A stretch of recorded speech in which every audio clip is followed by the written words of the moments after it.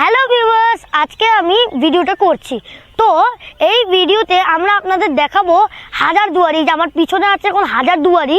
তো এটার নামটা কে হাজারদুয়ারি লাগলো আমি এটা বুঝতে পারছি, কারণ এটার মধ্যে হাজারটা দুয়ার আছে। ওকে, কিন্তু এইটা বুঝতে পারছি না হাজারটা দুয়ার বানানোর কি জরুরত, মানে হাজারটা দুয়ার বানানোর কি জরুরত?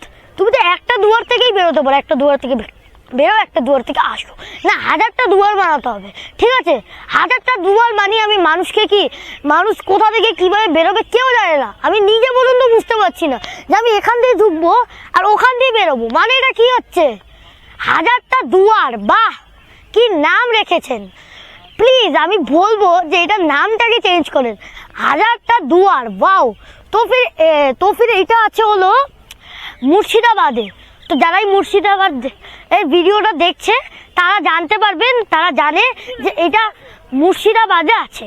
ঠিক আছে, তো এইটা অনেকই ভালো জায়গা, আপনি আসলে আপনার অনেক ভালো লাগবে। ঠিক আছে, কিন্তু এটার আরেকটা জিনিস আছে, কিন্তু এটা কিন্তু আসলটা না, আসলটা পানির ভিতরে ডুবে গেছে। বাস এটা একটা নতুন পানিটা আর্টিফিশিয়াল, এটা সেকেন্ড হ্যান্ড। আমি নিজে বুঝতে পারছি না। দেখাচ্ছ তো দেখালো, ঠিকঠাক দেখাও। সেকেন্ড হ্যান্ড কে দেখায় ভাই? পয়সা খরচা করে আসবো আর সেকেন্ড হ্যান্ড দেখবো, মানে কি এটা? হ্যাঁ প্লিজ, এটা একটা সেকেন্ড হ্যান্ড, আর নতুনটা রাখুন।